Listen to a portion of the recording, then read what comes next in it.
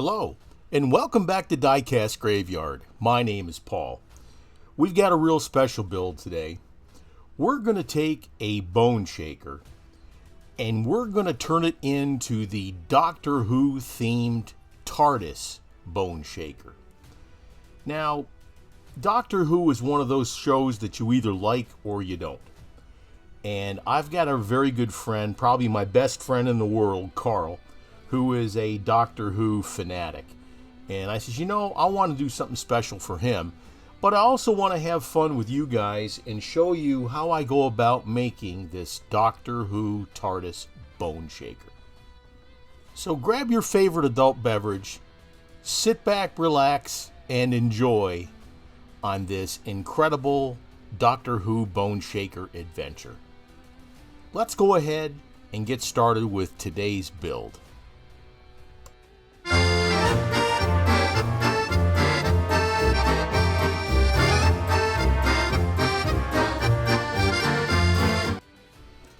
I've already got the bone shaker drilled apart. Now, I'm going to be making two of these at the same time. What we need to keep off this car is the hood section and the tail section of the car. We're going to cut out the cockpit completely. On this, we're going to save the back end of the car and the interior.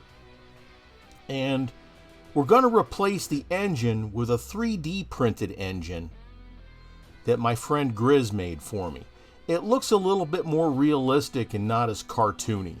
And he's got several different styles. One's with fuel injectors, some with carburetors. Here's a six-pack on here. But he's got all kinds of things on his website. And speaking of his website, what I need you to do when you get time is go to www.bearcat3ddesigns.com. Now, Grizz made the TARDIS, the police phone booth, I guess you want to call it, and the Dalek that goes in the front. We're going to replace the skull with the robot Dalek. And that's some pretty intense work by Grizz there. Now, as of recently, he's been having a few problems with his website, so please be patient. He should have a Facebook site up here pretty soon, and other ways for you to get a hold of him. But he did some fantastic work modeling these parts. I sent him a few drawings, and he come out with this stuff out of the top of his head. So check out Grizz at Bearcat 3D Designs for all your 3D printing needs. He does some fantastic work, and he'll get you what you need. Here we're going to cut off the engine. Like I said, we're not going to use that part. And we're going to save the back end also. Now, the music for today's video was produced by Jez Hewitt. He did the Doctor Who theme, and he did a beautiful job. So check out his link to his YouTube page in the comments, please. Let's go ahead and speed this section up since this is kind of a little bit boring here. Plus, you got to try and keep the video fairly short. Don't want you being here all day unless you're like watching all my videos, which, hey, that's not a bad thing. What's that, do a marathon or a binge watching or something like that? We needed to sand it down the sides of the interior in order to get them to fit inside the TARDIS booth. And a little bit here, a little bit there, a little snip here, snip there. And that's one of the things I like about making these custom cars, because there's no rules. As long as you get it to fit and it mates up perfectly and you get a really good paint job on it, that's all that matters. Well, the most that matters is that you can have fun. Now, if you have any questions, just contact me in the comments. I read every single one. I might not get back to all of you, or try to get back to all of you. I will, but sometimes I just do the best I can, okay, because I do have a full-time job. Now, that's where the TARDIS is going to sit approximately. I'm also going to have to cut some notches in the front and in the back in order to get this to fit. Plus, I'm going to have to file down the edges of the base in order to get that to fit into the cockpit also. So we still got a little bit of work to do here.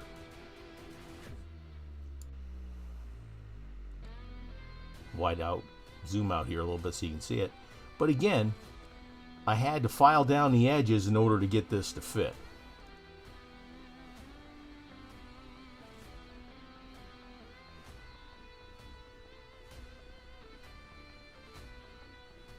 Try and keep the filing even here so you've got the same amount of space on both sides of the car.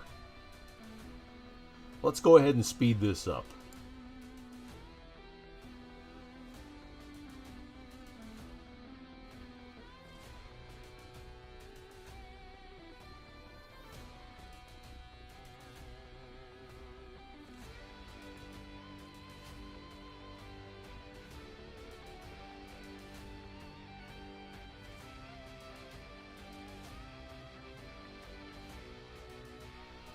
Okay, it looks like the sides are going to fit now.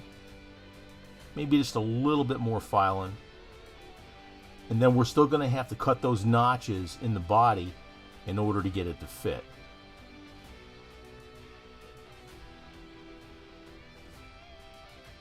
So like I said, I'm doing two of these at the same time. Here's a quick mock-up of the first one.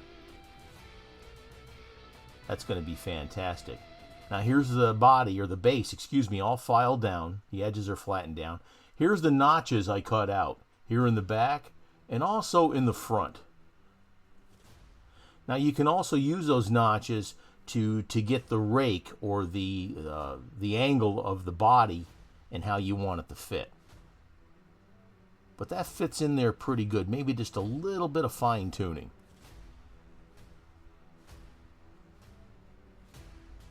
There we go. That's looking pretty sharp. Now, Grizz sent me several different engines here, like I said. One with fuel injection, one with dual carbs, one with a 6-pack in it. I prefer in this particular car the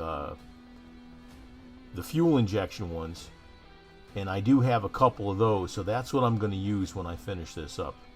Here's the Dalek that goes in the front, in place of the skull. That's going to look pretty awesome. Let's go ahead and move on to the next step. Meanwhile, back in the graveyard. Here I've got the two bodies. Now I went ahead and I painted them, and primered them, excuse me, with Tamiya Surface Primer. Painted them that light gray. Got the inside and the outside. And then we're going to hit it up with some wonderful Createx paint. Let's get it into the paint booth. Alright, here we're using Createx. Now, the needle that I have in my airbrush is a 0.5 needle. Now, because the Createx paints are a little bit of a thicker consistency and a thicker medium, you probably need to use a larger needle system.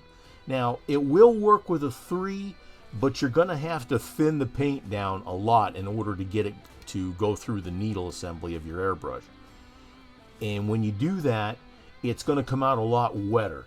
So what you're going to have to do there is thin it down, but spray light coats. If you spray down too much paint when it's wet like that, or thin down, it's going to bead on your paint job, or during your paint job, and it's going to ruin your paint job, okay? So take your time and do mist coats with the Createx paint. And there's today's tip from your Uncle Paulie.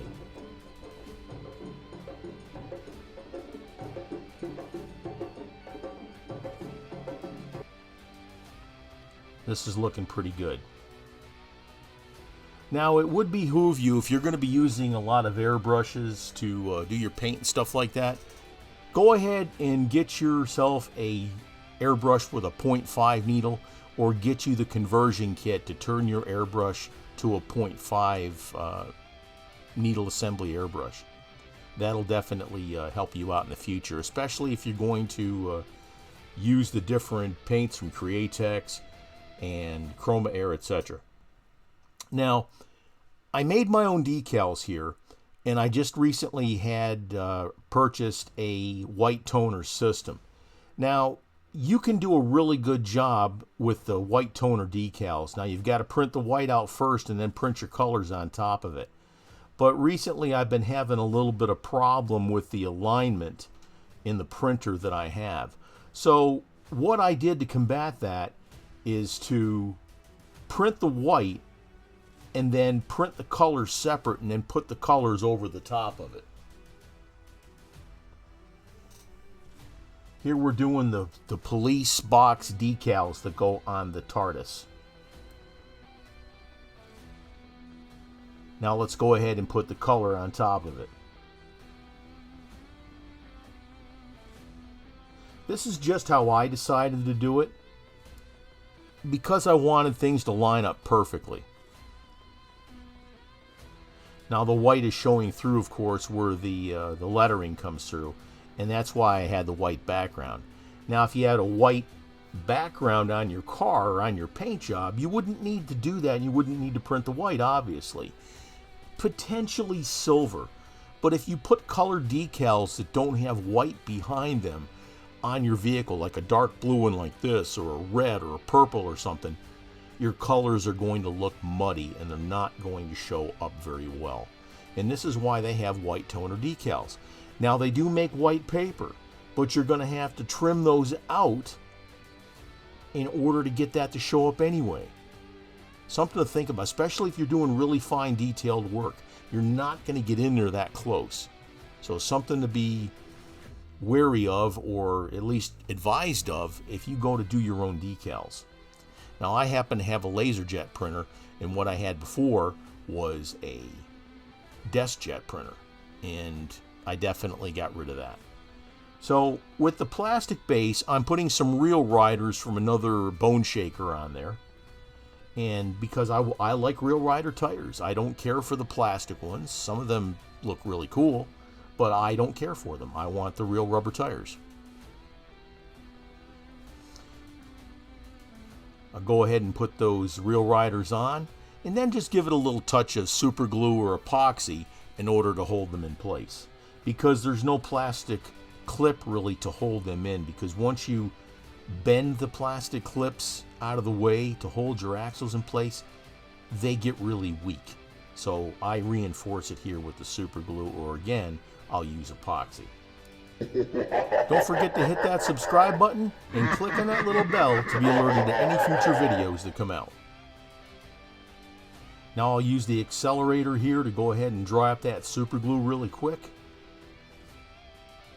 One thing also that you need to be aware of is if you're using any other tires from a Boneshaker from a metal Boneshaker base to a plastic Boneshaker base, the wheels will rub. So you're going to have to take that into account. You may have to widen the axle or file down the body a little bit or something, but just something to be aware of if you're going to do this.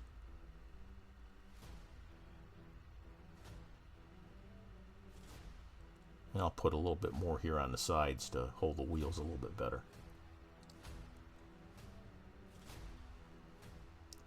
Now, if you have an idea that you want to do with a Boneshaker or any other car, and you want something made for 3D printing, like I said, get a hold of Grizz at Bearcat 3D Designs. Draw up your ideas, have your measurements and everything ready, and send that to him, and talk back and forth. And he can pretty much make anything you want to within reason. But have all your ducks in a row when you go to talk to somebody like that, any 3D printer. Now here's the bodies that we completed with the decals, and then we went ahead and clear coated them to help protect the body and the decals. We've still got a little bit of trim to do with some Molotow chrome. Here's one base. We chromed up the engine. That looks fantastic.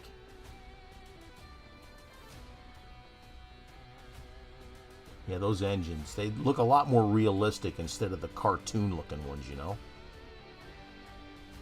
Definitely like the 3D printed ones better.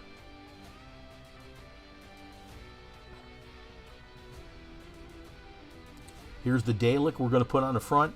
Now we are going to paint these, but I'm going to wait till I get those secured off to the side and maybe put them on the vehicle and finish painting them up. And here's what we started with. A Hot Wheels Boneshaker. Now, there's a lot of things you can do with this car. Now, some people really love the Bone Shakers, like the folks at Boneshaker Central. Everything they do is about Bone Shakers. So if you want to, check out Boneshaker Central on Facebook. They've got a great group. They do a lot of giveaways. They sell a lot of Bone Shakers and stuff. And if you're into these cars, it's a really great place to go. So check out Boneshaker Central on Facebook. And it's a great group. You'll have a lot of fun with them. We took the car apart. I figured out on the drawing that I wanted to do the TARDIS from Doctor Who and put the Dalek in the front. I got all my information to Grizz at Bearcat 3D Designs, and he made up some fantastic work for me in order to accomplish this build.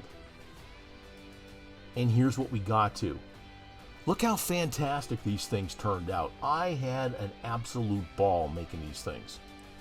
And one of these is going to my friend Carl. The other one, I don't know if I'm going to keep it or sell it or auction it off or give it away or whatever like that. Now, if you're interested in it, let me know, and we can do a little bit of talking. Now, it will come on a custom card that I'll have made up. It'll be autographed, it'll have a certificate of authenticity, and it will look fantastic also. But I had a lot of fun making this car, and it's very eccentric, it's very unique, and man, the ideas just kept flowing as I was putting this car together. It was so much fun. So like I said, if you have any questions, just go ahead and leave them in the comments, and I'll be happy to answer them for you. If you're looking for something or whatever, get a hold of me. Here's the two cars. They look great. I had a wonderful time, you know, the homemade decals and everything. They look good. The 3D parts from Grizz at Bearcat, they looked fantastic. Man, this was a lot of fun. Check out the folks at spraygunner.com. They've got a complete line of airbrushes for all your airbrush needs. They've got a really cool line of compressors to include their wonderful no-name compressors. They've got airbrush paints from Createx, which is an incredibly great brand. They've got their in-house brand called CHROMAR. I love these paints. Airbrush kits from Grex and No Name and many other manufacturers. Spend less, get more at spraygunner.com. Like I've said in the past, you guys can do this too. You can do this. It just takes your imagination. Now, on my Facebook Marketplace page are a lot of the supplies that I use in order to do these builds. Check them out there, and the link is in the comments. My name is Paul with Diecast Graveyard. Thank you, and cheers.